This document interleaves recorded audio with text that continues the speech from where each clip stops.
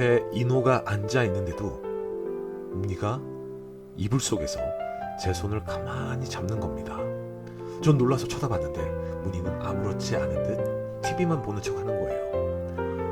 그리고는 대담하게 제 손을 깍지 끼면서 검지와 중지 손가락으로는 제 손바닥을 애무하듯 간지럽히는 거예요. 오늘의 후킹 내용은 이렇고요. 빈센트 1970이라는 분께서 보내주셨는데, 오, 재밌어요. 야하고 재밌습니다. 자, 오늘 사연 소개해드리겠습니다. 30대 중반대 이야기입니다. 창수라는 친구 녀석이 그곳에 실리콘을 집어넣어서 크게 만드는 수술을 한 것입니다. 평소 그곳의 크기 때문에 고민하던 녀석인데 난데없이 수술을 하고 와서는 친구들 다 모아놓고 보여주는데 평소 같이 목욕탕 다니면서 봤던 녀석의 크기와는 사뭇 달라 보이더라고요. 아니, 안 섰는데도 확실히 커 보였어요. 야, 내가 여자친구한테 말 안 하고 수술했거든. 수술 부위 다 났자마자 바로 불러서 불 꺼놓고 하는데 여자친구 거기에 이 거대한 물건이 들어가니까 여자친구가 깜짝 놀라는 거야. 이야기를 듣던 한 친구가 숨가쁘게 물었습니다. 그래서 어떻게 되는데? 창수는 의기양양하게 말했습니다. 뭐 어떻게 되긴, 처음엔 평소에 먹던 물건이 아니라서 헉! 하고 놀랐다가 나중에는 막 흥분해가지고 좋다고 비명 지르고 난리가 났지. 이야기를 듣던 우리 친구들은 다들 진짜? 우와! 하고 난리가 났었습니다. 그러면서 창수는 별건 아닌 수술이야. 이 수술은 바뀐다니까. 야, 지금 우리 얘기 나오니까 당장 가서 수술하자. 하면서 친구들의 손을 잡고 선동하고 또 난리가 났습니다. 우리 다 어렸을 때부터 친구거든요. 결국엔 그 자리에 있던 5친구, 저, 인호, 민혁이, 우성이, 성호 모두 창수한테 선동당해서 다 같이 병원을 갔네요. 참, 지금 제가 생각해도 어렸을 때 친구들이랑만 모이면 항상 유치하고 황당하고 웃기는 일들이 많았네요. 그 병원 의사 선생님은 이게 또 무슨 대박인가요? 수술대 위에 누워있을 때 의사 선생님은 2가지 실리콘 모양을 보여주셨어요. 창수를 포함한 친구 5명은 자기 아랫도리가 섰을 때 그 막대기 부분을 감싸는 그 두께를 아주 두껍게 만들어주는 큰 그 실리콘을 넣기로 했고, 저는 평소 물건에 자신이 있던 터라 약간 고민하다가 귀두의 아랫부분을 살짝 감싸는 그 우둘두둘한 모양의 실리콘을 넣기로 했는데요. 나중에 보니까 이게 발기를 하니까 귀두 아랫부분이 해바라기 모양이 되더군요. 저는 뭐 잘 모르겠습니다만, 그때까지만 해도 저는 별 생각이 없었고, 창수처럼 아무 말 안 하고 수술한 다음에 여자친구한테 살짝 넣었을 때 창수 여자친구처럼 막 재밌는 반응이 나오고 막 그 웃기고 재밌는 그런 일들이 생기지 않을까, 그것만 생각했어요. 하지만 가만 생각해보니까 수술자리가 다 아물고 난다고 해도 제 여자친구는 그때 일본 유학을 가 있어서 당장 테스트해볼 수 있는 방법은 없더라고요. 뭐 아무튼 우리는 5명 수술이 다 끝나고 창수까지 6명이서 동네에서 어머니와 식당을 하는 후배 문수집으로 가서 문수 방에 모여서 또 우리가 수술한 물건들을 다 꺼내놓고 후배 문수에게 보여주면서 자랑질을 했습니다. 문수 녀석은 아, 형들 이게 뭐야 이러면서 굉장히 어이없어 하면서도 너무 웃긴지 방바닥을 뒹굴면서 막 웃었어요. 그리고는 문수하고 이야기하고 놀다가 다 같이 3명은 그 집 거실에서, 나머지 3명은 문수 방에서 잤습니다. 아침이 되고 2 녀석은 자기 집에 가고 저 포함 4명은 문수집 거실에 앉아서 TV를 보고 있었습니다. 2명은 저쪽 벽에 기대고 저랑 다른 한 친구는 이쪽 벽에 기대서 하체에는 이불을 덮고 TV를 보고 있는데 문수 동생 문희의 방이 열리면서 기지개를 피면서 나오더군요. 오빠들 왔어? 안녕. 그래, 문희도 안녕. 문희는 아담한 체구에 아주 새집대기였고 얌전하고 예의 바르고 또 그러면서도 내성적인 아이였어요. 하지만 이 가슴도 크고 몸매는 아주 탄탄했습니다. 우리는 어렸을 때부터 동네에서 같이 자랐기 때문에 그냥 친동생 같은 아이였고, 이런 모습은 우리가 자주 보는 모습이었어요. 특히 문수 어머니는 제가 여자친구 있는 걸 뻔히 아시면서도 맨날 저만 보면 아이고 네가 내 사위 하면 좋겠는데, 네가 우리 문희 남편 하면 좋겠는데 그러시면서 저를 엄청 좋아해 주시고 아껴 주셨어요. 문희는 기지개를 피면서 나오자마자 제 옆으로 와서 앉으면서 이불 속으로 쑥 들어오더군요. 말씀드렸다시피 어렸을 때부터 동생이라 뭐 이상한 느낌이 없어요. 우리는 5명이서 아침부터 아무 말도 없이 멍하니 TV를 그렇게 보고 있는데, 나 어제 들었어. 오빠들 고추 수술했다면서? 무디가 막 놀리듯이 말하는 거예요. 우리는 모두 벙쳐서 멍하니 있다가, 야, 문수가 말했어? 아니, 어젯밤에 오빠들이 엄청 크게 웃고 떠들었잖아. 다 들었어. 우리 4사람은 얼굴이 빨개졌습니다. 여동생 앞에서 너무 부끄러웠지만 이내 아무렇지 않은 듯, 야, 애들은 그런 거 몰라도 된다.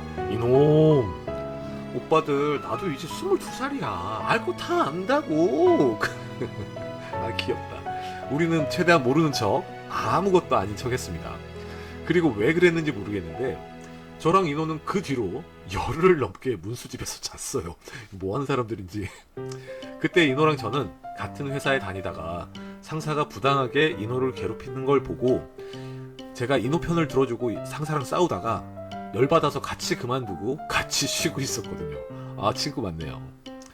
하루 일과는 아침에 일어나서 문수 어머니 식당 일 가시는 거 배웅해드리고, 짐 옮길 거 있으면 도와드리고, 문수 집에서 벽에 기대서 멍하니 TV 보는 것이 일과였습니다.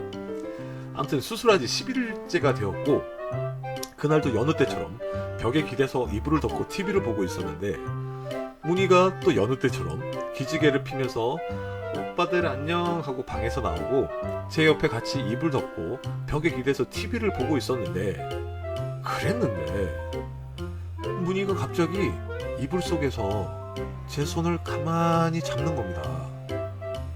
놀라서 문희를 확 쳐다봤는데 문희는 아무렇지 않은 듯 TV만 보는 척 하는 거예요. 이 새침대기나 진짜. 저는 이게 무슨 일인가 하면서 인호를 쳐다봤는데 인호는 아무것도 눈치 못 챘는지 TV만 보고 있더라고요. 굉장히 당황했지만 아무 일 없는 척 문희에게 손을 잡힌 채 가만히 있었습니다. 한 10분 정도 지나자 대담해진 문희는 잡고 있던 제 손을 깍지 끼면서 자신의 검지와 중지 손가락으로는 제 손바닥을 애무하듯 간지럽히는 거예요. 와, 저는 끝까지 아무렇지 않은 듯 TV를 보는 척했지만 머릿속이 복잡했습니다. 동네 여동생이고 후배 동생인데 와, 이게 뭔 일이지?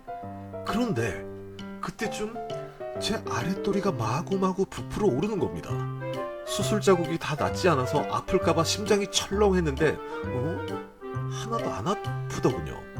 아, 수술자리가 이제 다 나았구나 라고 생각하던 찰나, 아, 이제 여자랑 잘 수 있겠다라는 생각이 번쩍 들면서 문희 얼굴이 제 눈에 들어오더군요. 하지만 그렇다고 해서 동네에서 예뻐하던 여동생을 성적 대상으로 대할 수는 없는 일이죠. 아, 그런데 말입니다. 문희가 이불 속에서 뻗고 있던 자신의 다리를 세우면서 그 이불 안에 이렇게 공간을 만들고서는 제 손을 잡고 있던 문희의 왼손이 제 바지 위를 문지르는 겁니다. 이미 저의 아랫도리는 잔뜩 화가 나 있는데 말입니다.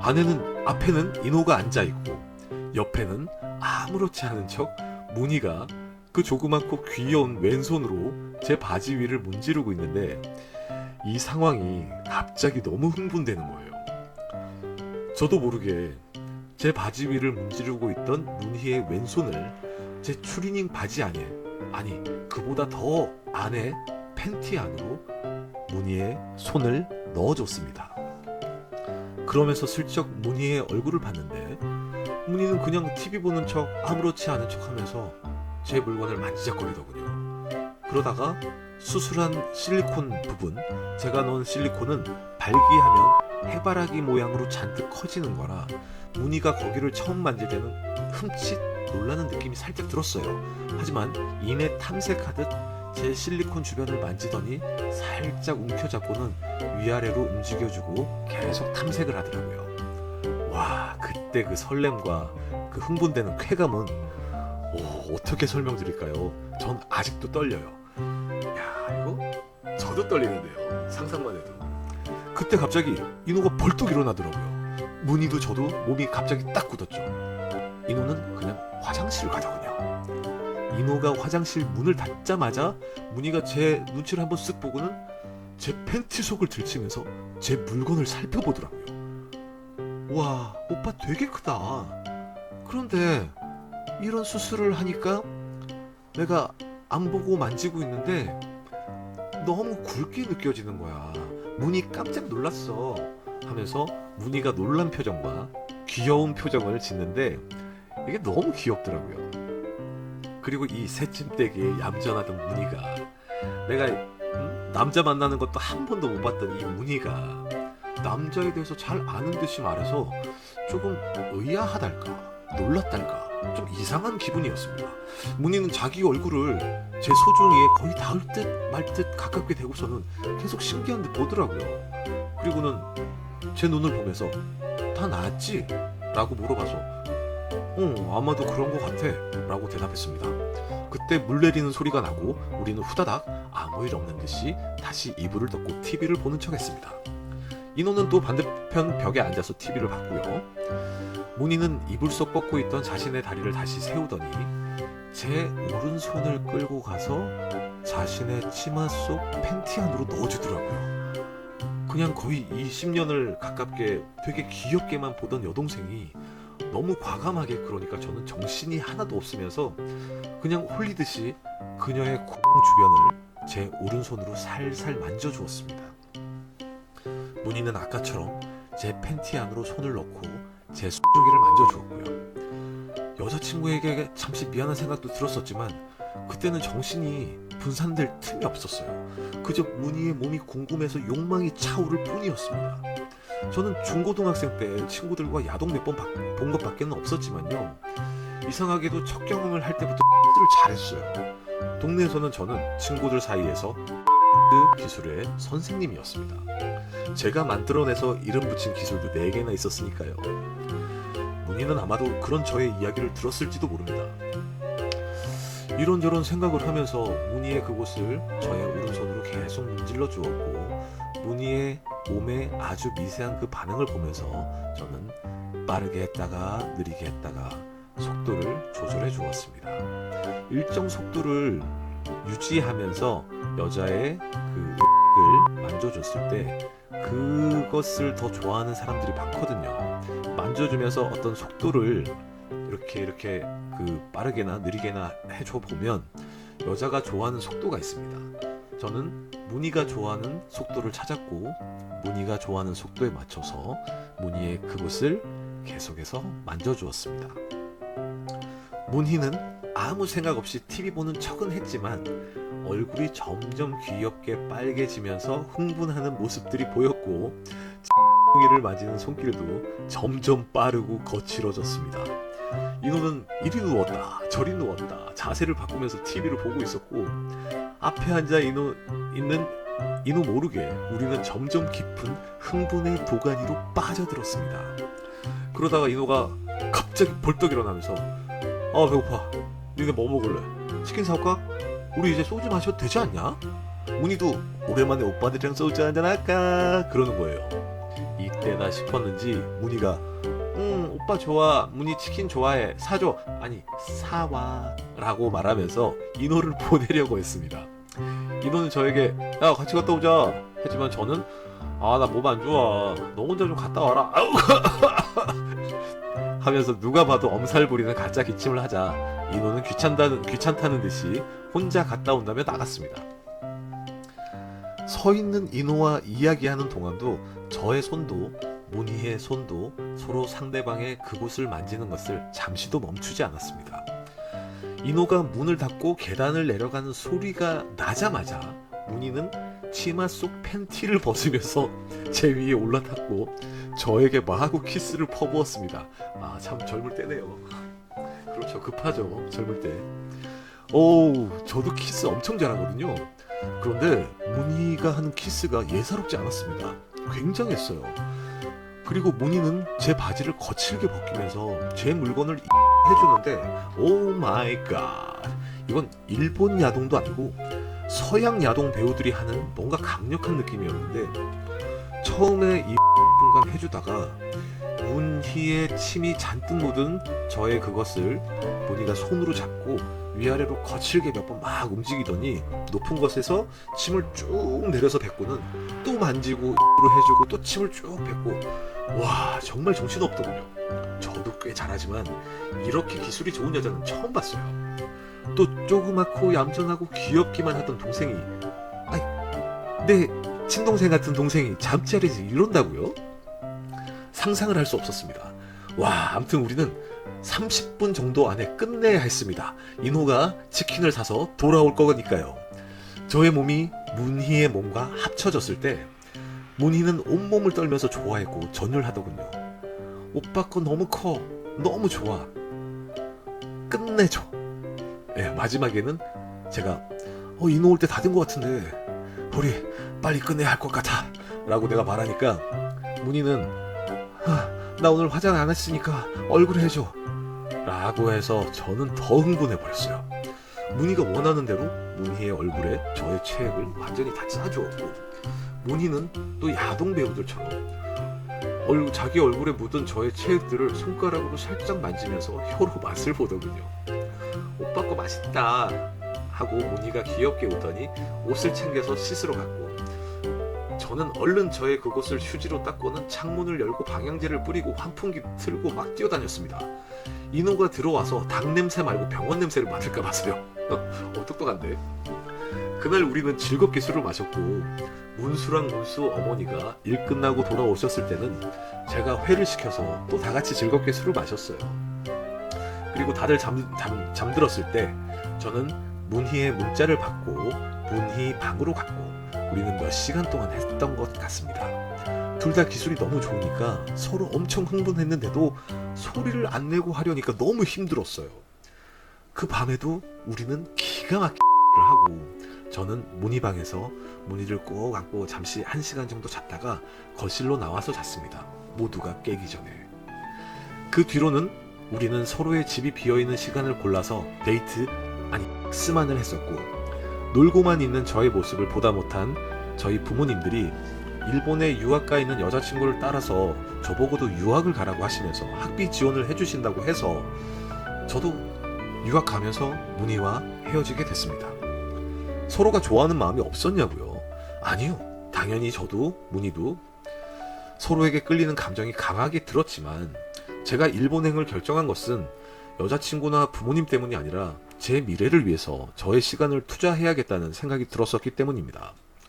제가 일본 들어가는 날 새벽 5시까지도 우리는 뜨거운 를 했고, 저는 학교를 마치고 일본에서 여자친구와 직장을 구했고, 문희는 제가 들어가고 1년 반쯤 있다가 다른 남자와 결혼한다는 소식을 전해왔습니다.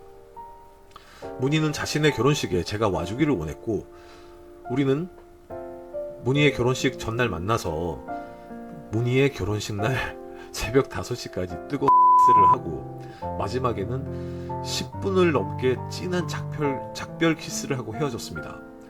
그 뒤로 간간히 소식을 들었지만 멀리 살다 보니 동네 친구 녀석들과 연락도 뜸해지고 문희 소식도 뜸해졌어요. 어떻게 사는지 궁금하기도 합니다만 젊었을 때 그런 사람이 있었지 하고 가끔 추억합니다. 피천득 선생님의 그 인연이란 그 아름다운, 뭐 어쨌든 그 인연이란 그 소설처럼 문희를 다시 만나지 않는 것이 좋을까요? 가끔 보고 싶어요. 정확하게는 어떻게 사는지 궁금하기도 합니다만 젊었을 때 그런 사람이 있었지 하고 가끔 추억합니다. 정확하게는 몸이 기억한다는 것이 맞겠지요. 끝까지 들어주셔서 감사합니다 라고 빈센트 1970이라는 분께서 자신의 사연을 전해주셨네요. 이야, 뭐 근데 이게 사람 사는 얘기죠. 사람 사는 얘기고 있을 수 있는 얘기고, 이게 뭐 가짜란 얘기가 아니고 지어낸 얘기라는 게 아니고요. 빈센트 1970이라는 분께서 그리고 뭐 누구라도 겪을 수 있는 그런 얘기가 아닌가. 뭐 흔하지 않은 얘기일 수는 있지만 아무튼 재밌었고요. 또 좋았습니다. 그 빈센트 1970님께는 소정의 상품권을 보내드리겠습니다. 예. 그 앞으로도 자신의 얘기를 보내주시는 분들께는 채택되시면 그 소정의 상품권을 보내드려요. 3만원 상품권을 보내드립니다. 크진 않지만 감사의 인사로 제가 보내드려요. 아무튼 오늘도 이렇게 저의 부족한 방송 들어주셔서 감사드리고, 다음에도 또 이렇게 청취해 주시면 감사하겠습니다. 구독과 좋아요로 많이 응원해 주시면 정말 감사하겠습니다. 감사합니다. 안녕하세요. 이야기 클로젯의 DJ 민입니다. 오늘의 이야기는 뭐 이미 올렸던 이야기지만 3편 동시 상영. 우리 어렸을 때 2편 동시 상영 영화관이 많았잖아요. 그것처럼 3편 동시 상영을 올렸습니다. 유튜브라 선을 많이 넘지는 못하지만 나중에 기회가 되면 회원 전용으로 감독판을 만들어 보고 싶어요. 아주 적나라한 어른들의 이야기, 아주 적나라한 현재 이 세상을 살아가는 우리들의 실제 이야기들을요. 그럼 다음 작품은 일본에서 만난 그녀의 은밀한 취향. 오우 예. 들어보시죠. 이 이야기는 실제 이야기입니다. 제보자의 실제 이야기예요. 나는 30대 초반에 3개월가량을 회사 일로 일본에 머물렀던 적이 있습니다. 그때는 일본어를 그리 잘하는 편이 아니라서 낮에는 현지 통역과 함께 다니고, 일이 끝나고 나면 밤에는 사람이 별로 없어 보이는 바를 찾아서 혼자서 사전과 노트를 가지고 가서 술을 마시면서 일본인들과 소통하면서 일본어를 배웠습니다. 막연히 바에 가면 바텐더는 나와 말상대를 해주겠지 생각했었지만, 일본의 바 문화는 옆 사람과도 자주 이야기하면서 동네 친구들이 모이는 사랑방 같은 분위기였습니다. 그래서 좋은 일본인 친구들을 많이 사귀었고, 그래서 일본에 대한 호감도도 굉장히 높아졌습니다. 그때는 스마트폰이 없던 시절이었습니다. 그리고 세월이 흘러 중년이 된 저는 혼자서 여행을 가기로 했고, 어디를 갈까 고민하다가 일본의 조그만 도시 히메지로 갔습니다. 히메지시는 일본 효고현 남서부에 위치한 도시입니다. 효고현 내에서 상공업과 인구 규모 면에서는 2번째로 큰 도시로 역사와 문화가 풍부한 곳이라고 되어 있었습니다. 히메지는 조그만 도시지만 유네스코 세계문화유산으로 지정되어 있는 오사카 성이나 일본에 있는 다른 성들과는 다르게 유일하게 하얀색의 성을 가지고 있는 곳으로서 한번 가볼 만한 느낌이었습니다. 히메지에 예약해 놓은 숙소에 짐을 풀고서는 히메지 성과 지역 시장들을 돌면서 맛있는 음식도 먹고 사진도 찍으면서 돌아다녔습니다. 이윽고 밤이 되자 저는 예전에 일본에서 했던 것처럼 숙소 근처를 돌면서 손님이 별로 없어 보이는 바를 찾았고, 일본인 바텐더와 이야기하고 있었습니다. 그러던 중에 가게에 한 여자 손님이 들어왔고, 저와 의자 2개만큼 떨어진 자리에 앉았습니다. 바텐더와도 잘 아는지 밝은 얼굴로 반갑게 인사했지만 곧 그녀의 얼굴은 어두워졌습니다. 뭔가 쓸쓸해 보였습니다. 나와 비슷한 연배로 보이는 중년의 그녀는 위스키 언더락을 주문했고, 쓸쓸해 보이는 얼굴로 연신 술을 홀짝거렸습니다. 그 가게의 사장인 바텐더는 그녀에게 저를 한국에서 온 김상이라고 소개했고, 그녀는 자신의 이름을 히롬이라고 소개했습니다. 우리 두 사람은 금세 일본과 한국에 대해서 이야기하면서 친해졌고, 저와 이야기하는 것이 좋았었는지 히로미의 어두웠던 얼굴도 곧 밝아졌습니다. 술 기운 탓일까요? 밝은 얼굴의 그녀는 꽤 미인이었고 살짝 훔쳐봤던 그녀의 몸매는 관리를 하는지 꽤 날씬했습니다. 그리고 예전에 일본에 있을 때도 일본 여자들은 가슴이 크다고 느꼈었습니다. 히로미상, 이곳 히메지에는 어떤 음식이 유명해요? 히메지에는 특별히 히메지만의 음식은 없지만 히메지 오뎅과 와규가 유명해요. 아, 그렇군요. 히로미상은 와규 좋아해요? 당연하죠. 제가 제일 좋아하는 음식이 야끼니쿠예요. 그럼 우리 야끼니쿠 먹으러 같이 갈래요? 저를 안내해 주시는 대가로 제가 사겠습니다. 어머, 아니에요. 처음 보는 김상에게 그렇게 패를 끼칠 수는 없어요. 우리 같이 반반 계산하는 걸로 해요. 그렇게 말하는 그녀에게 저는 더 매력을 느꼈습니다. 우리는 히로미가 자주 간다는 야끼니쿠 가게로 갔고 한국 소주를 시켜서 나눠 마시면서 분위기는 더 무르익어 갔습니다. 나는 히로미의 눈빛과 환한 얼굴에 점점 더 마음이 쏠렸습니다. 세 병째 소주가 다 비워져 갈 때쯤, 저기 히로미상, 나 이런 이야기 함부로 하는 남자 아닌데 저 히로미상이 마음에 들어요. 아니, 좋아졌습니다. 저와 만나볼래요? 히로미는 놀란 표정으로 잠시 생각하다가 사실은 자신도 제가 남자로 느껴진다고 하더군요. 그 이야기를 하면서 부끄러워하는 히로미가 너무 귀엽게 느껴졌고 나는 그녀의 손을 잡으며 나를 따라오라고 했습니다. 제가 머무는 호텔 앞에서 그녀는 좀 망설이는 듯 보였지만 히로미의 손을 잡고 있는 제 손에 약간의 힘을 주면서 그녀를 크게 쳐다보자 곧 그녀는 웃으면서 저를 따라 들어왔습니다. 제가 먼저 씻고 나왔고 히로미도 씻으러 들어갔습니다. 저는 침대를 정리했고 이게 처음부터 혼자 여행 오는 것이어서 침대가 슈퍼 싱글 크기이긴 했지만 두 사람이 꼭 안고 자면 더 좋을 것 같았습니다. 그리고 히로미가 부끄러워할 것 같아서 룸의 조명을 약간 어둡게 만들었습니다. 침대 위에 앉아서 기다리고 있는데 히로미가 나왔고 샤워 타올만을 두르고 있는 그녀의 모습을 보는 순간 나도 모르게 벌떡 일어나서 그녀를 번쩍 안아들고 침대에 눕힌 후에 샤워 타올을 벗겨내고 저는 거칠게 그녀를 사랑해 주었습니다. 낯선 타국 땅에서 만난 외국인 그녀. 저는 흥분을 감출 수가 없었습니다. 그렇게 30분가량을 마구마구 비누향 나는 그녀의 몸을 사랑해 주다가 저는 히로미에게 저의 몸을 흥분시켜 달라고 말했습니다. 그때였습니다.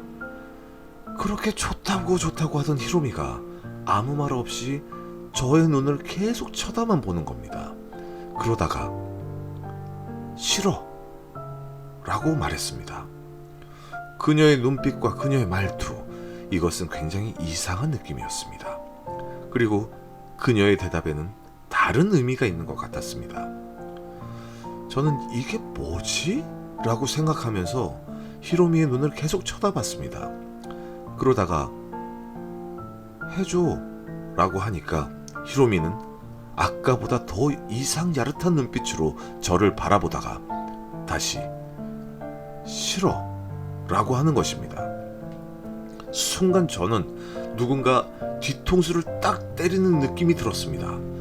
그녀의 싫어라는 말의 의도를 분명히 알아챘기 때문입니다. 하지만 저는 그런 여자를 만나본 적도 없고 젊었을 때 가끔 보던 야동에서나 그런 걸 볼 수 있거나 아니면 영화에서나 나오는 이야기라고 생각했거든요. 그래서 저는 제 스스로를 믿을 수가 없었습니다. 마음속으로 정말로 이걸 원한다고? 아니야, 내가 잘못 느낀 걸 거야 라고 생각하면서도 뭔가를 해야 한다는 압박감이 들었습니다. 제가 세 번째로 그녀에게 해줘 라고 말했을 때 히로미는 더 강력한 눈빛으로 저를 쳐다보면서 말했습니다. 싫어. 그 순간 저는 그녀가 저에게 보내는 메시지를 확실하게 알 수 있었습니다. 하지만 저는 그런 플레이를 해본 적이 없었기 때문에 굉장히 망설여졌습니다. 저는 개인적으로 여자와 사랑을 나눌 때 여자 쪽에서 느끼는 모습을 보는 것을 좋아하는 사람이라 상대방에 좀 맞춰주는 스타일이었습니다. 그런 제가 그녀의 요구를 들어주지 않을 수는 없었습니다. 저는 누워있는 히로미에게 몸을 살짝 굽히면서 왼손으로는 그녀의 머리카락을 살짝 움켜쥐었고 오른손으로는 손끝으로 살짝 그녀의 뺨을 툭 치면서 해줘 라고 말했습니다.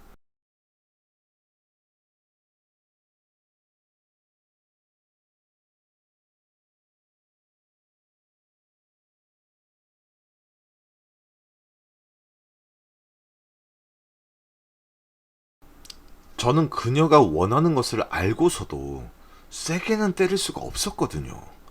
히로미는 저에게 더 강력한 메시지를 전했습니다. 싫어! 이것은 정말로 더 강하게, 세게 해달라는 명령이었습니다. 완전히 확신하게 된 저는 그녀가 원하는 대로 뺨을 마구 때려주었습니다.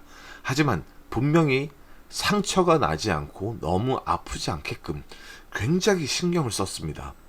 그러면서 제가 해줘라고 했을 때 히로미는 미친 듯이 흥분하면서 제 몸을 사랑해 주었고 저는 단 한 번도 겪어보지 못한 흥분에 사로잡히면서 히로미와 함께 절정을 느꼈습니다. 우리의 사랑이 다 끝나고 히로미는 제품에 꼭 안기면서 너무 좋았어요, 김상. 나는 당신이 너무 좋아졌어요. 라고 말해주었습니다. 그 이후로 제가 한국에 돌아가기 전까지 3박 4일 동안 우리는 거의 호텔방을 나가지도 않고서 계속해서 사랑을 나누었습니다. 중년에 제가 이렇게까지 매일 사랑을 나눌 수 있는 것에 제 자신도 놀라기도 했지만 히로미는 매일 밤 저를 새로운 세계로 안내해 주었습니다. 첫날은 자신을 때려달라는 직접적인 말 없이 은근한 메시지를 보냈었지만 그날 이후로는 엉덩이, 등, 뺨 정확하게 자신이 지금 원하는 부위를 저에게 요구했고 저는 그녀가 원하는 세기와 속도에 맞춰서 그녀가 최대한 다치지 않도록 배려하면서 사랑을 나누었습니다. 우리는 매일 밤 절정을 느꼈고 저는 스팽킹이라는 새로운 세계에 대해서 알게 되었습니다. 일본 여자의 대부분은 M 성향이 강하다고 들었었는데 실제로 이렇게 접하고 나니 정말 실감이 나더군요. 제가 한국에 돌아온 이후 우리는 매일 통화를 하면서 사랑의 대화를 나누었고 가끔은 영상 통화로 서로의 몸을 보면서 욕구를 풀기도 했습니다. 결국에는 우리는 국제 결혼을 했고 지금은 히로미와 한국에서 너무 행복하게 살고 있습니다. 살짝 말씀드리면 우리 두 사람의 세계는 점점 더 새로워지고 깊어지고 있답니다. 자, 굉장히 충격인데요. 자, 오늘 사연은 여기까지고요. 자신의 사연을 보내실 분들은 영상 아래 이메일 주소로 보내주세요. 사연이 채택되신 분들께는 소정의 선물을 보내드리겠습니다. 구독과 좋아요 부탁드립니다. 감사합니다.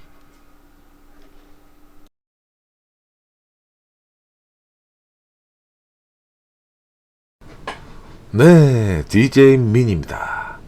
방금까지는 라디오였고요. 이제는 오디오북 한 권이 남았습니다.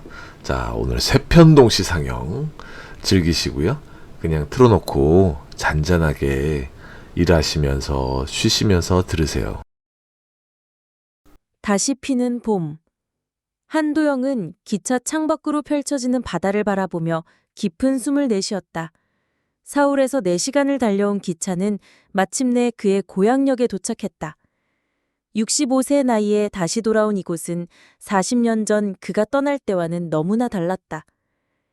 아저씨, 바다마을 가시는 거예요? 택시기사가 물었다. 도영은 고개를 끄덕이며 창밖을 내다보았다. 연날 논밭이었던 자리에는 아파트가 들어서 있었고 구불구불했던 시골길은 반듯한 도로로 바뀌어 있었다. 마을 입구에 도착하자 짠내 나는 바닷바람이 얼굴을 때렸다. 그제야 진짜로 고향에 돌아왔다는 실감이 났다. 도영은 무거운 캐리어를 끌며 골목을 걸었다.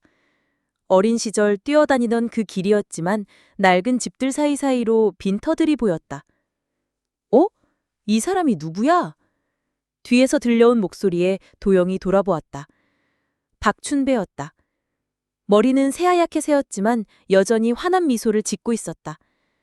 춘배야, 그동안 잘 지냈나? 도영의 얼굴에도 미소가 번졌다. 40년 만에 만나는 친구였지만 금세 어린 시절로 돌아간 기분이었다. 야, 진짜 도영이 맞네. 서울 양반이 우리 같은 시골 사람 기억이나 하고 있었나? 춘배가 도영의 어깨를 툭툭 쳤다. 그런데 정말 이사 온 거야? 도영이 고개를 끄덕이자 춘배는 깜짝 놀란 표정을 지었다. 아이고, 이거 큰일 났네. 정희 누나한테 미리 알려줬어야 했는데. 정희가 아직도 여기 살아? 당연하지. 카페 하고 있어. 아, 맞다. 너 집은 어떻게 할 거야? 네 집 아직 그대로 있긴 한데. 도영은 춘배와 함께 집으로 향했다. 오래된 기와집은 여전히 그 자리에 있었지만 담장은 무너져 있었고 마당에는 잡초가 무성했다. 그래도 집은 튼튼해 보였다. 와, 들어가기 전에 청소부터 해야겠다. 춘배가 소매를 걷어붙였다. 어차피 오늘은 여기서 잘 수 없을 것 같으니까 우리 집에 와서 자고 내일부터 정리하자. 그날 저녁 춘배네 집에서 막걸리를 마시며 두 사람은 밤늦도록 이야기를 나누었다. 서울에서의 삶, 아이들 이야기, 그리고 변해버린 마을 이야기까지. 춘배는 많은 사람들이 도시로 떠났다고 했다. 젊은이들은 물론이고 중년들까지도. 그런데 정희 누나는 왜 안 떠났지? 도영이 물었다. 글쎄, 남편 일찍 잃고 혼자 아이들 키우느라 힘들었는데도 안 떠나더라고. 이 마을을 많이 사랑하나 봐. 춘배가 막걸리를 한 잔 더 따르며 말했다. 너도 내일 인사 가봐야지. 다음 날 아침 도영은 마을 카페 바다 이야기를 찾았다. 작은 한옥을 개조한 카페는 정취가 있었다. 문을 열고 들어서자 커피향이 코를 간지렸다. 어서 오세요. 카운터에서 고개를 든 여자와 도영의 눈이 마주쳤다. 윤정이었다. 하얀 머리를 단정히 올린 모습이 우아했다. 정희야. 도영이 조심스럽게 말을 걸었다. 정희는 잠시 놀란 표정을 짓다가 이내 미소를 지었다. 도영아, 진짜 너구나. 춘배한테 들었어. 돌아온다고. 두 사람 사이에 어색한 침묵이 흘렀다. 40년이라는 세월이 만들어낸 거리감이었다. 커피 한 잔 할까? 정희가 먼저 말했다. 그래, 고마워. 도영은 창가 자리에 앉으며 바다를 바라보았다. 여전히 아름다운 풍경이었다. 정희가 커피를 가져다 주며 앉았다. 많이 변했지? 정희가 물었다. 하지만 바다는 똑같네. 도영이 대답했다. 너는 잘 지냈어? 정희가 고개를 끄덕였다. 나름대로. 너는? 나도 나름대로. 도영이 웃었다. 바닷바람이 창문을 흔들고 두 사람은 그렇게 조용히 커피를 마셨다. 40년 만의 재회였지만 어색함 속에서도 묘한 설레임이 있었다. 마치 멈춰있던 시간이 다시 흐르기 시작하는 것 같았다. 도영이 집 정리를 시작한 지 일주일이 지났다. 마을 사람들이 하나둘씩 도우러 와주었고 집은 제법 사람이 살만한 모습을 갖추어 갔다. 그러던 어느 날 오후 춘배가 심각한 표정으로 찾아왔다. 도영아, 큰일 났다. 춘배가 신문을 펼쳐 보였다. 우리 포구가 개발된다는 기사가 났어. 도영은 신문을 자세히 읽어보았다. 시에서 추진하는 관광단지 조성 사업의 일환으로 마을의 작은 포구가 대형 마리나로 바뀐다는 내용이었다. 이거 사실이야? 도영이 물었다. 어제 어촌계 회의에서 처음 들었어. 시에서 사람이 와서 설명하더라고. 보상금도 준다면서. 춘배의 목소리에는 걱정이 가득했다. 두 사람은 곧바로 포구로 향했다. 할아버지들이 그물을 손질하고 있고 아이들이 방파제에서 낚시를 하는 평화로운 풍경이었다. 이곳이 사라진다니 믿기지 않았다. 어르신들은 뭐라고 하세요? 도영이 물었다. 글쎄, 의견이 나뉘어 있어. 나이 많으신 분들은 보상금 받고 편하게 살자고 하시고 아직 현역인 사람들은 반대하고. 춘배가 한숨을 내쉬었다. 그때 정희가 다가왔다. 무슨 심각한 이야기를 하고 있어? 춘배가 개발 이야기를 설명하자 정희의 표정도 어두워졌다. 그럼 우리 카페도 철거되는 건가? 아마도. 전체적으로 새로 만든다고 하니까. 춘배가 고개를 끄덕였다. 도영은 바다를 바라보며 생각에 잠겼다. 어린 시절 이곳에서 헤엄치고 고기잡이를 하며 꿈을 키웠던 추억들이 떠올랐다. 서울에서 바쁘게 살면서 잊고 지냈던 소중한 기억들이었다. 우리가 뭔가 해볼 수는 없을까? 도영이 조심스럽게 말했다. 뭘? 시청을 상대로? 춘배가 고개를 저었다. 이미 결정된 일이야. 그래도 시도해볼 만하지 않나? 이것이 얼마나 소중한 곳인지 알려보자. 도영의 목소리에 확신이 실렸다. 정희가 도영을 바라보았다. 예전에 너 같다. 예전에 나? 고등학교 때 학교 앞 느티나무 베어낸다고 했을 때 혼자서 반대 서명 받으러 다녔잖아. 결국 나무는 살렸고. 도영도 그때 일이 기억났다. 정희가 가장 먼저 서명해줬던 것도. 그러고 보니 그때도 정희가 도와줬지. 도영이 말했다. 이번에도 도와줄게. 정희가 단호하게 말했다. 이 마을은 내 전부야. 그날 저녁 세 사람은 정희의 카페에 모여 작전을 짰다.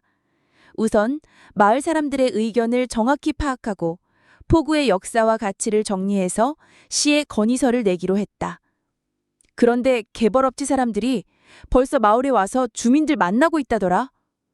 누구? 정희가 물었다. 최성호라는 사람이야. 서울에서 온 사업가라는데. 도영은 그 이름이 낯이 익혔다. 어디선가 들어본 것 같았는데 기억이 나지 않았다. 며칠 후 도영은 그 최성호를 직접 만나게 되었다.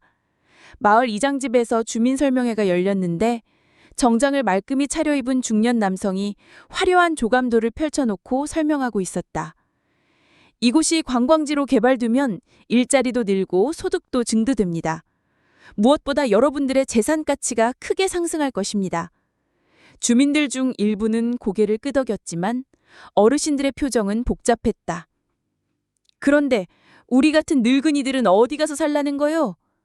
이말순 할머니가 물었다. 걱정하지 마세요. 인근에 좋은 아파트 단지를 준비하고 있습니다. 최성호가 답했다. 도영이 손을 들었다. 잠깐만요. 이곳의 역사와 전통은 어떻게 될까요? 3대 이어온 어업은요? 최성호가 도영을 바라보았다. 시대가 변하면 적응해야죠. 관광업이 더 미래가 있습니다. 미래라. 도영이 중얼거렸다. 하지만 과거 없는 미래는 뿌리 없는 나무 같은 건 아닐까요? 회의장이 조용해졌다. 정희가 도영을 바라보며 미소 지었다. 그는 여전히 신념이 있는 사람이었다. 그날 밤 정희와 도영은 바닷가를 걸었다. 달빛이 바다를 은색으로 물들이고 있었다. 정말 막을 수 있을까? 정희가 물었다. 모르겠어. 하지만 해봐야지. 도영이 답했다. 왜 이렇게까지 하려고 하니? 정희가 다시 물었다. 도영은 잠시 망설이다가 말했다. 여기에 우리의 추억이 있으니까. 정희는 고개를 숙였다. 파도 소리만 들렸다. 도영의 아들 지훈이 아내 민정과 딸 소윤을 데리고 마을에 나타났다. 아버지가 갑자기 고영으로 이사를 간다는 소식을 듣고 서울에서 달려온 것이었다. 아버지, 도대체 무슨 생각이세요? 지훈이 문을 열자마자 소리쳤다. 아무 상의도 없이 이런 시골로 와서. 도영은 마당에서 화분에 물을 주고 있었다. 온 김에 앉아서 차라도 한잔하자. 차는 무슨 차요? 서울집을 어떻게 할 거고 병원은 어떻게 다닐 거예요? 지훈의 목소리가 높아졌다. 소윤이 할아버지에게 달려가 안겼다. 할아버지, 바다가 진짜 예뻐요. 그치? 소윤이가 좋아할 줄 알았다. 도영이 손녀를 안아들었다. 여보, 일단 들어가서 이야기해요. 집안은 깔끔하게 정리되어 있었다. 지훈은 낡은 가구들을 보며 미간을 찌푸렸다. 아버지, 진짜 여기서 살 거세요? 겨울엔 춥고 여름엔 습할 텐데. 40년을 여기서 살았는데 못 살 리 있나? 도영이 차를 우리며 말했다. 그때와 지금은 다르죠. 아버지 나이도 많으시고. 지훈이 답답해했다. 민정이 창밖을 바라보았다. 바다가 한눈에 들어오는 전망이 아름다웠다. 생각보다 좋은데요, 여보? 여보까지 그런 소리를? 지훈이 놀랐다. 아니, 공기도 좋고 조용하고 소윤이한테도 좋은 경험이 될 것 같아요. 소윤은 벌써 마당으로 나가 있었다. 엄마, 할아버지가 텃밭도 만든다고 해요. 지훈은 더욱 답답해했다. 여러분, 현실을 보세요. 아버지 혼자 이런 시골에서 아프시면 어떻게 할 거예요? 아픈 것도 복이다. 도영이 차를 건네며 말했다. 서울에서 사는 게 아프지 않았다고 생각하나? 그건 다른 문제잖아요. 그때 춘배가 찾아왔다. 도영아, 누가 왔나? 아, 아드님이시네. 지훈은 아버지 친구라는 춘배에게 정중히 인사했다. 춘배는 소윤을 보더니 눈을 반짝였다. 아이고, 이 이쁜 게 누구야? 할아버지 닮아서 똘똘하게 생겼네. 안녕하세요. 소윤이 밝게 인사했다. 춘배가 도영에게 속삭였다. 어촌계 회의 결과 나왔어. 절반은 찬성, 절반은 반대야. 지훈이 귀를 기울였다. 무슨 회의요? 춘배가 개발 이야기를 설명하자 지훈의 표정이 밝아졌다. 그거 좋은 일 아닌가요? 개발되면 집값도 오르고. 지훈아, 도영이 아들을 불렀다. 너는 돈으로만 세상을 보니? 현실적으로 생각해야죠. 감정만으로는 살 수 없어요. 감정이라. 도영이 한숨을 쉬었다. 민정이 중재했다. 아버님, 지훈이도 아버님 걱정돼서 그런 거예요. 시간을 두고 천천히 생각해봐요. 그날 저녁 정희의 카페에서 저녁을 먹었다. 정희는 소윤을 위해 특별히 아이가 좋아할 만한 메뉴를 준비했다. 와, 맛있어요. 소윤이 환호했다. 미소 지어라, 소윤아. 정희가 미소 지었다. 많이 먹어라, 소윤아. 지훈은 정희를 보며 복잡한 표정을 지었다. 아버지와 이 여자 사이에 뭔가가 있다는 것을 직감했다. 정희 이모는 할아버지 친구예요? 소윤이 물었다. 응, 아주 오래된 친구야. 정희가 답했다. 연인이었어요? 소윤의 순진한 질문에 어른들이 모두 당황했다. 소윤아, 민정이 딸을 말렸다. 아이들은 감이 좋아. 춘배가 웃으며 말했다. 맞아, 소윤아. 할아버지하고 정희 이모는 연말에 사귀었어. 지훈이 놀란 표정을 지었다. 아버지에 대해 모르는 이야기가 너무 많았다. 식사 후 민정과 소윤은 바닷가를 산책하러 갔고 지훈은 아버지와 둘이 남았다. 아버지, 솔직히 말씀해 주세요. 이분 때문에 온 거예요? 도영이 아들을 바라보았다. 그렇게 단순하지 않다. 그럼 뭔데요? 나는 정말 이해가 안 가요. 지훈아, 너는 언제까지 돈 벌기만 할 거니? 돈을 벌어야 가족을 책임질 수 있잖아요. 가족을 책임진다는 게 뭔지 아니? 도영이 조용히 물었다. 돈만 주면 되는 거니? 지훈은 말을 잇지 못했다. 나는 너희들에게 돈만 줬다. 시간은 주지 못했다. 그게 후회야. 도영이 목소리에 깊은 아쉬움이 담겼다. 바닷가에서 돌아온 소윤이 할아버지에게 달려왔다. 할아버지, 여기서 며칠 더 있을 수 있어요? 물론이지. 얼마든지. 지훈은 밝은 모습을 보며 생각에 잠겼다. 서울에서는 볼 수 없었던 표정이었다. 그날 밤 지훈은 민정과 이야기를 나눴다. 여보는 어떻게 생각해요? 지훈이 물었다. 글쎄, 아버님이 행복해 보여. 서울에서는 보지 못했던 모습이야. 하지만 현실적으로, 현실이 전부는 아니잖아요. 민정이 남편을 바라보았다. 우리도 너무 바쁘기만 살았던 것 같아요. 창밖으로 달빛에 비친 바다가 보였다. 파도 소리가 들렸다. 서울에서는 결코 들을 수 없는 소리였다. 도영은 오랜만에 혼자가 된 집에서 본격적인 정리를 시작했다. 다락방에는 40년 전 물건들이 그대로 남아 있었다. 먼지투성이 상자들을 하나씩 열어보는 것은 시간여행과 같았다. 낡은 앨범에는 고등학교 시절 사진들이 가득했다. 운동회 사진, 수학여행 사진, 그리고 정희와 함께 찍은 사진들. 젊은 시절의 그들은 정말 행복해 보였다. 상자 바닥에서 편지 한 통이 나왔다.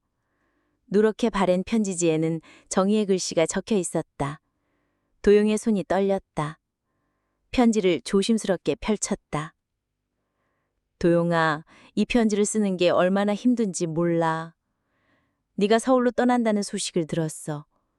왜 나한테는 아무 말도 안 했을까? 우리가 약속했던 것들은 다 거짓말이었나? 도용은 편지를 읽으며 그때의 기억을 떠올렸다. 대학 입시를 앞두고 아버지가 갑자기 서울로 이사를 결정했던 것. 정희에게 말할 시간도 없이 급작스럽게 떠나야 했던 것. 하지만 네가 더 큰 세상에서 꿈을 펼치길 원한다고 생각해. 나는 여기 남아서 너를 기다릴게. 언젠가 돌아오면 그때 다시 시작하자. 편지는 거기서 끝나지 않았다. 뒷쟁이 더 있었다. 추신, 어제 네 어머니를 만났어. 서울에서 좋은 사람 만나서 결혼하라고 하시더라. 나는 괜찮다고 말씀드렸지만, 도용아, 나 때문에 너의 미래를 망치지는 마. 행복해. 도용은 편지를 다 읽고 나서 한참을 멍하니 앉아 있었다. 그는 그때 정희가 자신을 포기했다고 생각했다. 서울에서 온 편지는 한 통도 받지 못했으니까. 하지만 편지는 분명히 있었다. 그럼 왜 받지 못했을까? 이상한 생각이 들어 편지 봉투를 자세히 살펴보았다. 주소가 잘못 적혀 있었다. 서울시 종로구 안국동이라고 적혀 있었는데 실제로는 종로구 인사동이었다. 한 글자 차이로 편지가 엉뚱한 곳으로 갔던 것이다. 도용은 깊은 한숨을 내쉬었다. 40년 동안의 오해가 이런 작은 실수 때문이었다니. 그는 편지를 들고 정희의 카페로 향했다. 카페에는 몇 명의 손님들이 있었지만 정희는 보이지 않았다. 아르바이트 학생에게 물어보니 잠시 외출했다고 했다. 도영은 카페 앞엔 치에 앉아 정희를 기다렸다. 어떻게 이야기를 꺼내야 할지 고민이 되었다. 1시간쯤 지나서 정희가 돌아왔다. 장을 보고 온 모양이었다. 도영아, 왜 여기 앉아 있어? 정희가 놀라며 물었다. 할 이야기가 있어서. 도영이 편지를 꺼내 보였다. 정희는 편지를 보자마자 표정이 굳었다. 그걸 어디서? 집을 정리하다가 찾았어. 도영이 조심스럽게 말했다. 정희야, 미안해. 정희는 편지를 받아들고 한참을 바라보았다. 그녀의 눈에 눈물이 맺혔다. 카페 안으로 들어가자. 정희가 말했다. 카페 안으로 들어가서 정희는 문을 닫고 준비 중 팻말을 걸었다. 두 사람은 구석 테이블에 마주 앉았다. 나는 네가 나를 버렸다고 생각했어. 정희가 떨리는 목소리로 말했다. 나도 네가 나를 포기했다고 생각했어. 편지 한 통도 없었으니까. 정말 받지 못했구나. 정희가 편지 봉투에 주소를 확인했다. 아, 주소를 잘못 썼네. 어머니가 알려주신 주소를 잘못 들었나 봐. 두 사람은 한동안 말이 없었다. 40년이라는 시간이 한 글자의 실수 때문이었다는 것이 허무했다. 그 후에 어땠어? 도영이 물었다. 한참 기다렸지. 2년인가? 그러다가 소개받아서 결혼했어. 정희가 차를 우리며 말했다. 남편은 좋은 사람이었어. 나를 많이 사랑해줬고. 정희의 목소리가 작아졌다. 하지만 가끔은 네 생각을 했어. 도영도 고개를 끄덕였다. 나도 마찬가지였어. 결혼하고 아이들 키우면서도 가끔 이곳 생각이 났어. 특히 네 생각이. 후회해? 정희가 물었다. 후회라기보다는 아쉬워. 만약 그때 편지를 받았다면 어땠을까 하는. 정희가 편지를 다시 펼쳐보았다. 참 바보 같았지. 이런 중요한 편지를 주소도 제대로 안 쓰고. 우리 둘 다 바보였어. 나는 왜 직접 연락하려고 노력 안 했을까?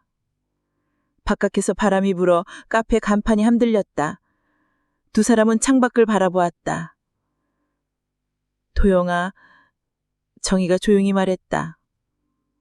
이제 와서 이런 이야기 하는 게 의미가 있을까?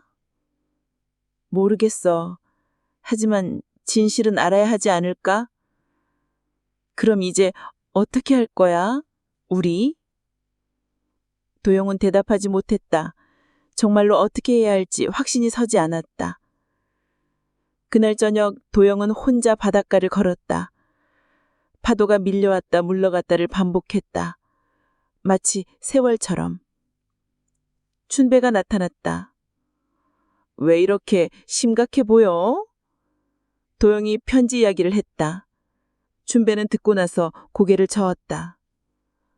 아이고, 그런 일이 있었구나. 그런데 이제 와서 그걸 알았으니 어떻게 할 거야? 모르겠어, 춘배야. 내 생각에는 말이야. 과거는 과거고 중요한 건 지금 너희들이 어떤 마음인지가. 도영은 춘배의 말을 곰곰이 생각해 보았다. 정희 누나 남편 돌아가신 지 10년 됐어. 그동안 혼자 살면서 많이 외로웠을 거야. 너도 아내 잃고 혼자 지내지 않았나? 하지만 우리 나이가 뭐가 중요해? 사랑의 나이가 어딨어? 춘배가 웃었다. 젊을 때 못다한 사랑 이제라도 해보는 게 어때? 그 말을 듣고 도영의 마음속에 뭔가가 옴틀기 시작했다. 혹시 정말로 다시 시작할 수 있을까? 다음 날 아침 도영은 정희를 찾아갔다. 카페는 아직 문을 열지 않은 시간이었지만 정희는 안에서 준비를 하고 있었다. 정희야, 도영이 문을 두드렸다. 정희가 문을 열고 소굴이 꺾고수를 앉히고 있었다. 일찍 왔네? 정희가 말했다. 어젯밤 잠이 안 와서 생각을 많이 했어. 도영이 말했다. 우리 다시 시작해볼까? 정희는 잠시 놀란 표정을 짓다가 고개를 숙였다. 도영아, 무리한 이야기인가? 아니야. 나도 생각해봤어. 정희가 고개를 들었다. 하지만 우리 둘 다 많이 변했어. 40년이라는 시간이 흘렀고. 그렇지. 하지만 변하지 않은 것도 있지 않을까? 도영이 말했다.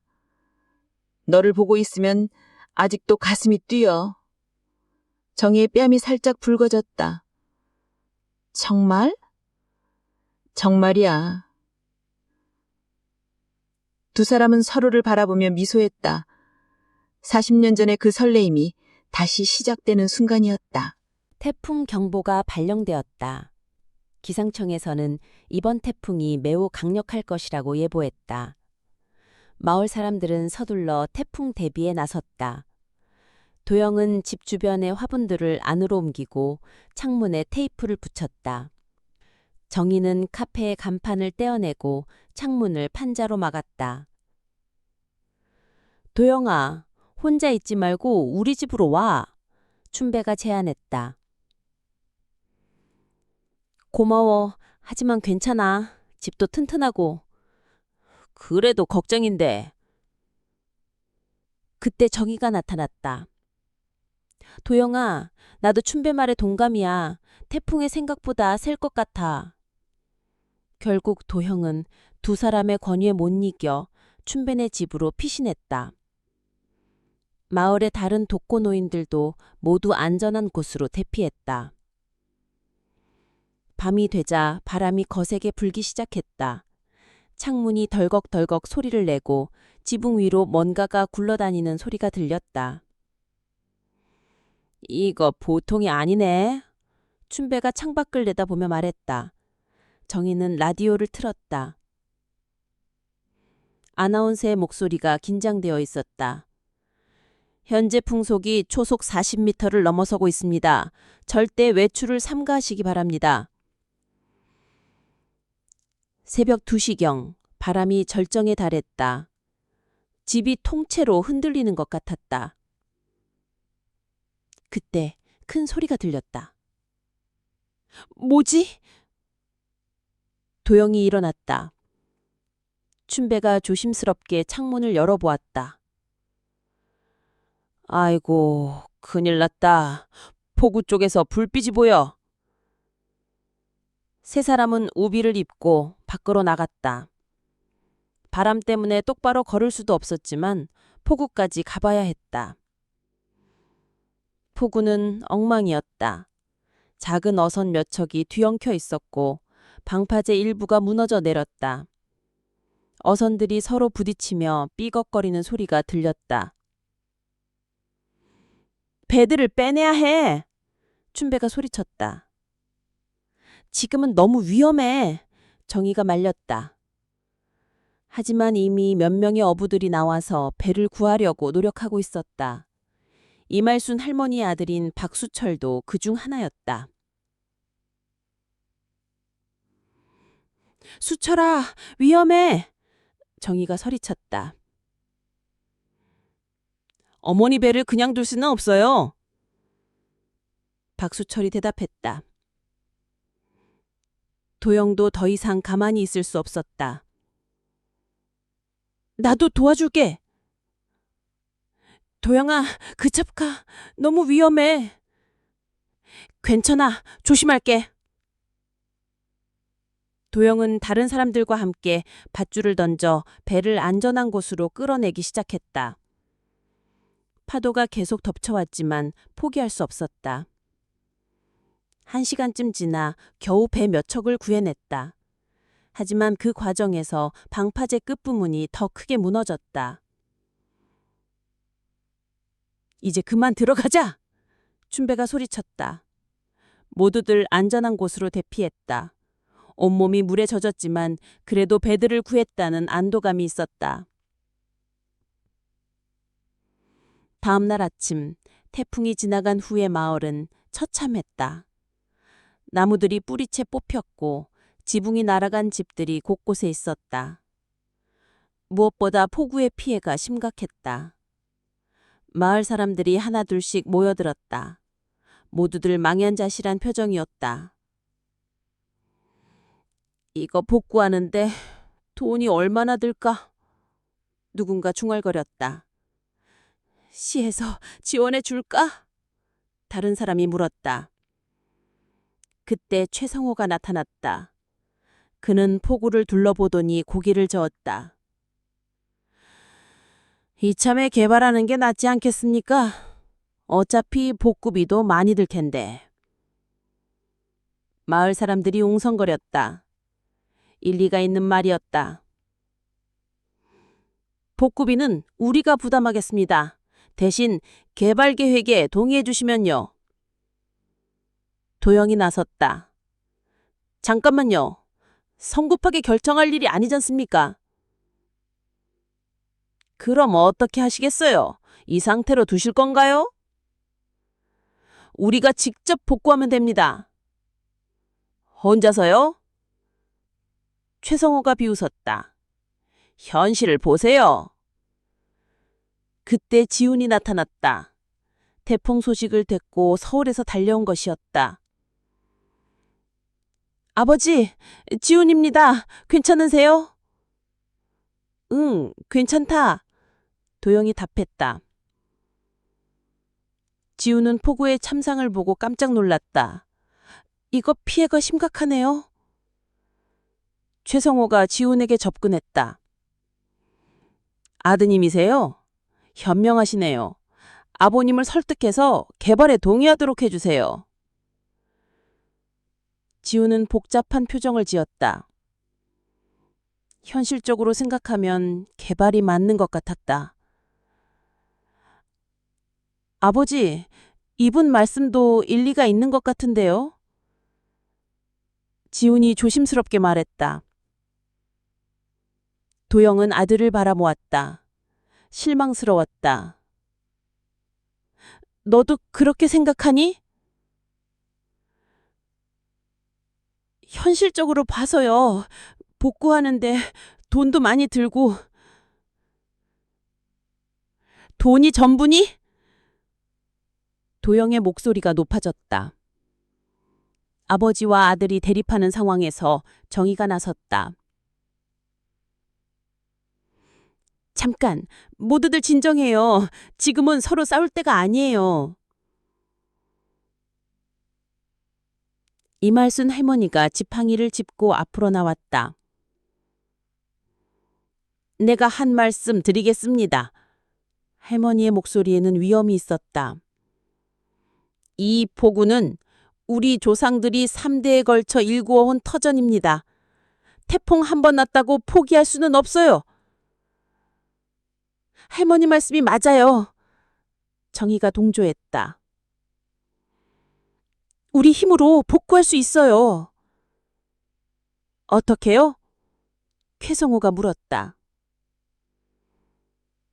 마을 사람들이 힘을 합치면 못할 일이 없어요. 도영은 말했다.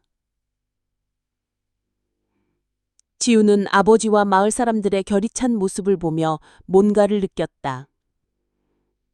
돈으로 살 수 없는 것이 있다는 것을. 그날부터 마을 전체가 복구 작업에 나섰다. 젊은 사람부터 어르신까지 모두가 힘을 합쳤다. 지훈도 주말마다 내려와서 도왔다. 2주 후 폭우는 예전보다 더 튼튼하게 복구되었다. 최성호는 이런 광경을 보며 뭔가 깊은 생각에 빠졌다. 폭우 복구가 끝난 후 도영은 새로운 꿈을 품게 되었다.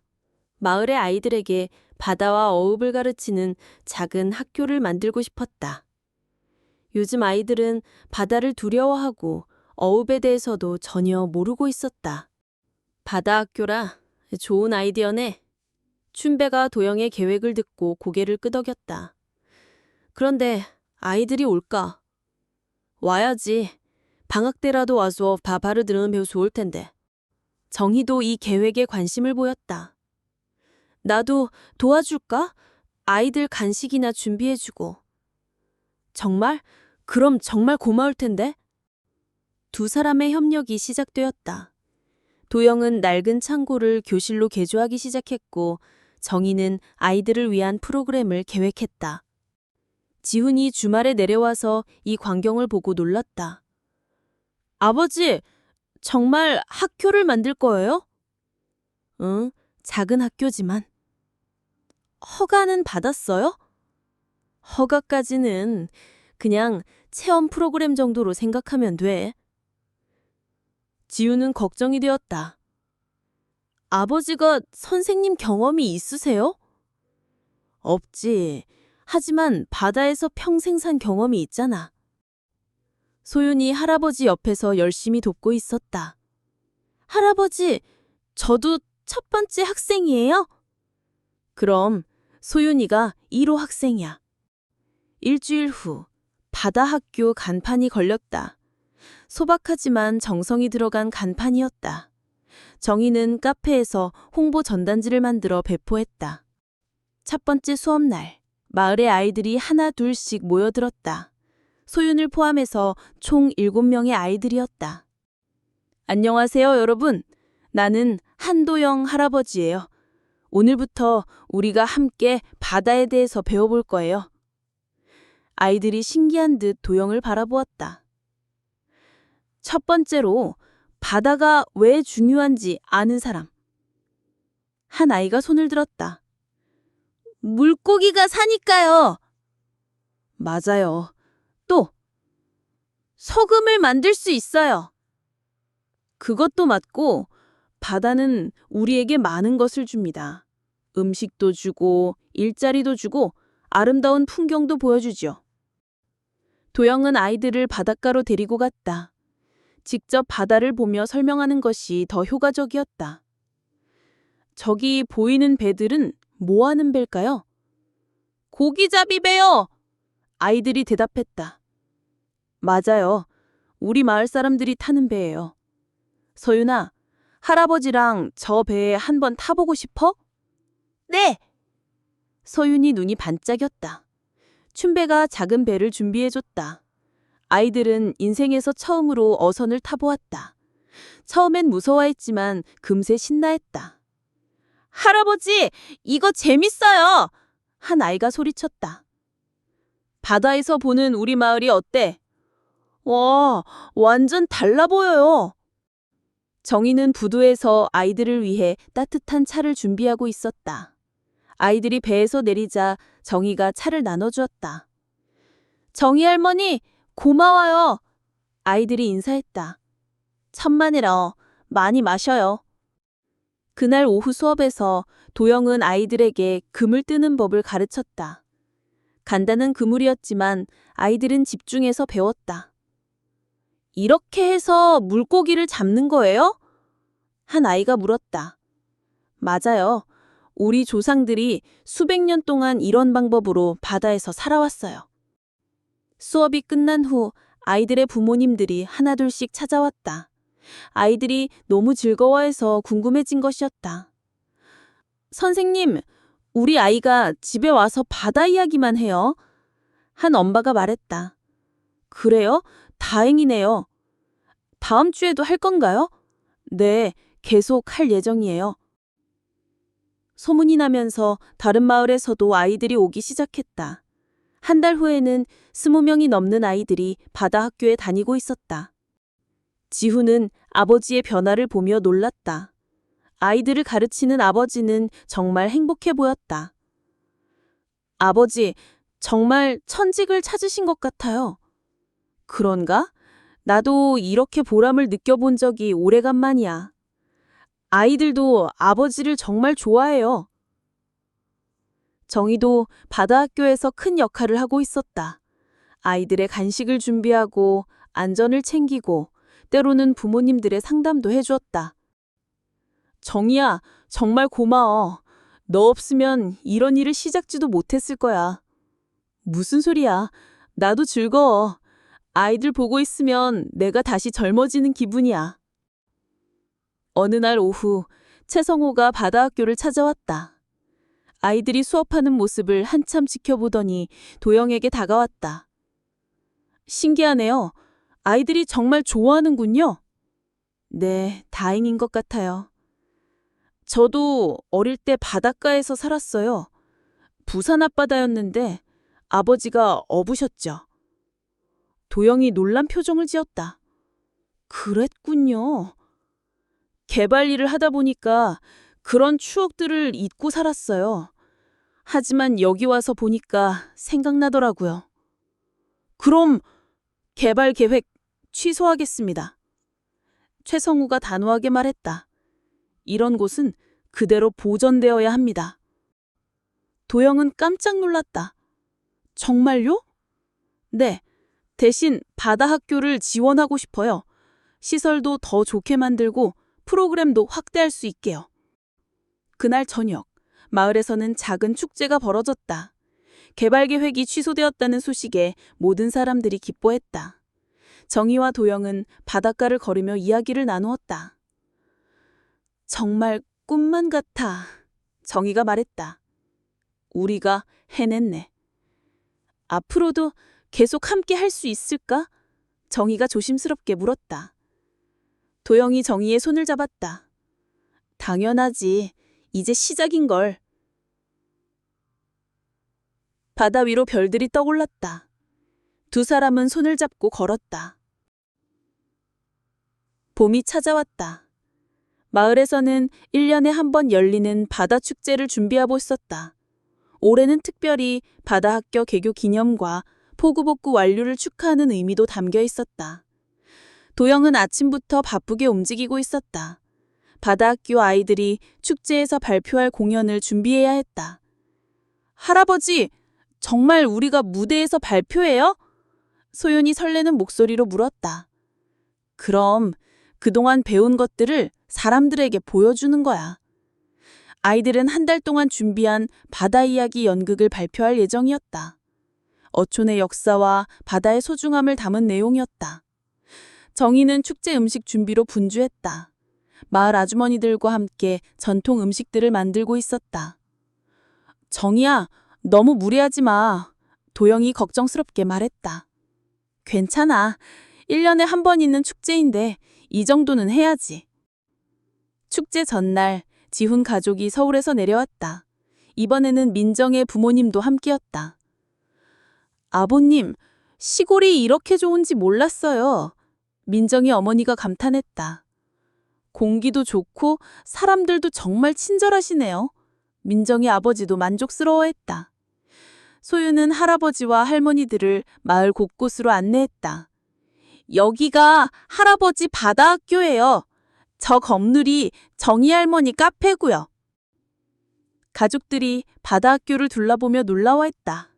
생각보다 체계적이고 아이들의 작품들이 벽에 가득 전시되어 있었다. 아버지가 정말 대단한 일을 하셨네요. 지훈이 진심으로 말했다. 축제 당일 마을은 사람들로 북적했다. 인근 마을에서도 많은 사람들이 찾아왔고 도시에서 온 도시 관광객들도 있었다. 오후 2시 무대 공연이 시작되었다. 첫 번째는 마을 할머니들의 민요 공연이었다. 이말순 할머니가 앞장서서 구성진 소리를 뽑았다. 두 번째는 젊은이들의 밴드 공연이었다. 박주설이 기타를 치며 바다를 주제로 한 자작곡을 불렀다. 드디어 바다학교 아이들의 차례가 왔다. 소윤이 해설자로 나섰다. 안녕하세요, 여러분. 저는 바다학교 1호 학생 소윤입니다. 소윤의 당당한 목소리에 박수가 터졌다. 오늘 저희가 들려드릴 이야기는 바다의 선물입니다. 우리 마을 바다가 얼마나 소중한지 알려드릴게요. 아이들의 연극이 시작되었다. 비록 어설픈 부분도 있었지만 진심이 담겨 있어서 감동적이었다. 관중들은 아이들의 열연에 큰 박수를 보냈다. 연극이 끝나고 도영이 무대에 올랐다. 안녕하세요, 여러분. 바다학교를 운영하는 한도영입니다. 1년 전 이곳으로 돌아왔을 때는 이런 날이 올 줄 몰랐습니다. 관중들이 조용히 도영의 말에 귀를 기울였다. 바다는 우리에게 많은 것을 줍니다. 물고기도 주고 아름다운 풍경도 보여주죠. 무엇보다 꿈을 줍니다. 이 아이들이 바다를 통해 꿈을 키워나가길 바랍니다. 그때 정희가 무대 옆에서 도영을 바라보고 있었다. 도영은 정희와 눈이 마주치자 용기를 냈다. 그리고 오늘 이 자리를 빌어 한 가지 고백하고 싶은 것이 있습니다. 도영의 목소리가 약간 떨렸다. 관객들이 웅성거렸다. 무슨 이야기일까 궁금해했다. 40년 전 이곳을 떠날 때 두고 온 사람이 있었습니다. 첫사랑이었죠. 도영이 정희를 바라보았다. 오랜 오해 때문에 헤어졌지만 다시 만나게 되었습니다. 정희의 얼굴이 빨개졌다. 춘배가 무대 아래서 웃으며 박수를 쳤다. 윤정희 씨, 도영이 정희의 이름을 불렀다. 나와 함께 인생의 새로운 봄을 시작해 주시겠습니까? 관객석이 술렁였다. 이런 깜짝 프로포즈를 예상하지 못했던 것이다. 정희는 잠시 망설이다가 무대로 올라갔다. 마이크를 받은 정희가 말했다. 한도영 씨, 정희의 목소리도 떨렸다. 40년을 기다렸는데 이제 와서 거절할 수 있겠어요? 관객석에서 환호성이 타져나왔다. 박수가 쏟아졌다. 지훈은 아버지의 이런 모습을 처음 보았다. 60대 중반의 나이에도 사랑을 고백하는 아버지가 대단해 보였다. 할아버지 최고!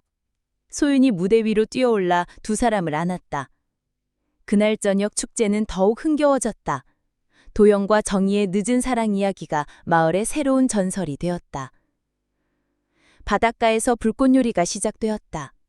화려한 불꽃이 반하늘을 수놓았다. 도영과 정희는 손을 잡고 불꽃을 바라보았다. 정말 꿈만 같아. 정희가 중얼거렸다. 꿈이 아니야. 현실이야. 도영이 대답했다. 춘배가 다가와서 두 사람의 어깨를 툭툭 쳤다. 야, 니들 정말 멋있다. 나도 감동받았어. 춘배야, 고마워. 네가 없었으면 이런 일도 없었을 거야. 무슨 소리야. 너들이 할 일을 내가 뭘 했다고. 이말순 할머니도 지팡이를 짚고 다가왔다. 도영아, 정희야, 축하한다. 우리 마을에 경사가 겹쳤네. 할머니 고맙습니다. 두 사람이 인사했다. 최성호도 축제에 참석했다. 그는 도영에게 다가와서 말했다. 선생님, 정말 축하드려요. 그리고 바다 학교 지원권 계속 추진하겠습니다. 고맙습니다. 아이들이 정말 좋아할 거예요.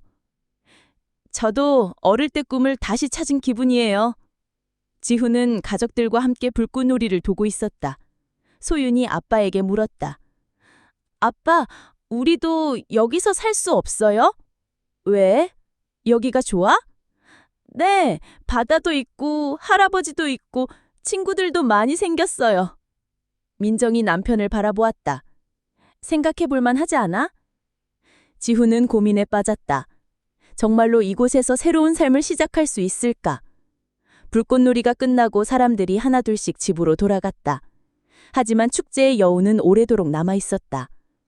도영과 정희는 마지막까지 남아서 정리를 도왔다. 무대를 치우고 쓰레기를 정리하는 동안에도 두 사람의 얼굴에는 미소가 떠나지 않았다. 오늘이 우리 인생에서 가장 행복한 날인 것 같아. 정희가 말했다. 아니야, 이제 시작이야. 앞으로 더 행복한 날들이 많을 거야. 그들은 손을 잡고 바닷가를 걸었다. 파도 소리가 축하의 박수처럼 들렸다. 시에서 포구 개발 계획이 공식적으로 취소되었다는 소식도 들려왔다. 마을 사람들은 환호했다. 우리가 해냈어! 춘배가 소리쳤다. 정말 기적 같은 일이야. 이말순 할머니도 기뻐했다. 그날 밤 정희의 카페에서 마을 사람들이 모여 뒤풀이를 했다. 늦은 시간까지 이야기꽃이 피었다. 도영은 사람들을 바라보며 생각했다. 이게 진짜 행복이구나. 돈도 중요하고 성공도 중요하지만 사랑하는 사람들과 함께하는 이 순간이 가장 소중하다는 것을 깨달았다. 정희도 마찬가지였다. 혼자 지내던 긴 시간이 끝나고 이제 새로운 인생이 시작되는 기분이었다. 바다에서 불어오는 밤바람이 시원했다. 봄바람이었다. 모든 것이 새롭게 시작되는 봄의 바람. 축제가 끝난 지 6개월이 흘렀다. 도영과 정희는 따뜻한 가을 햇살 아래서 조용한 결혼식을 올렸다. 마을 사람들이 모두 참석한 소박하지만 의미 있는 결혼식이었다. 이제 정말 우리 인생에 새로운 봄이 시작되는 거네. 정희가 도영의 팔짱을 끼며 말했다. 65세와 63세의 신혼부부라니 생각해봐도 신기해. 도영이 웃었다. 지훈 가족은 결국 마을로 이사를 결심했다. 지훈이 IT 기술을 이용한 원격 근무를 시작했고 민정은 마을에서 작은 펜션을 운영하기로 했다. 아빠, 정말 잘 결정한 것 같아요. 지훈이 아버지에게 말했다.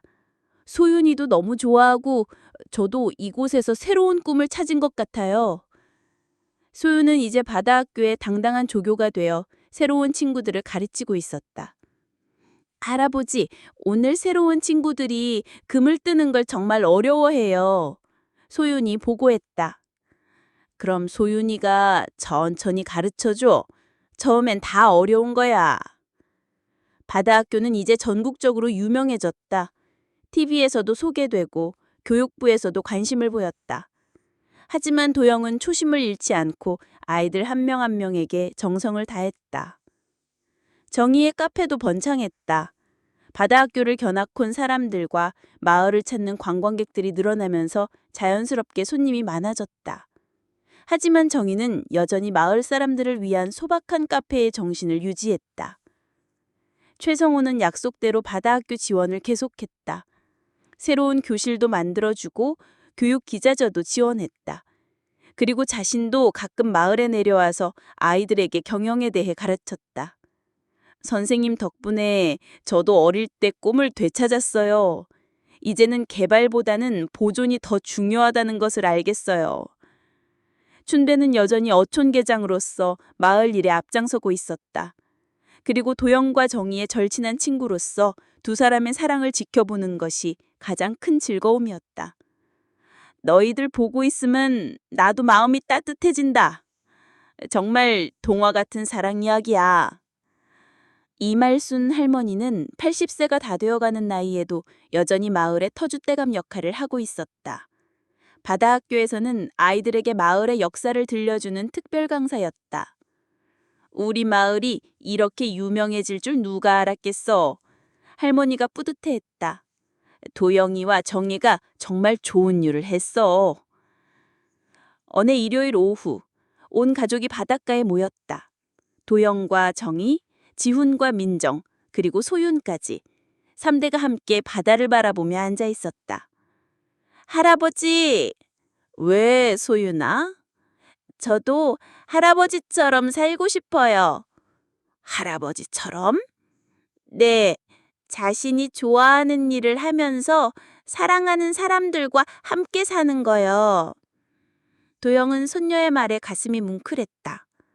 소윤아, 그게 바로 행복이란다. 그럼 할아버지는 지금 행복하세요? 물론이지. 할아버지는 지금이 인생에서 가장 행복해. 정희가 도영의 손을 잡았다. 나도 마찬가지야. 바다에서 갈매기들이 날아올랐다.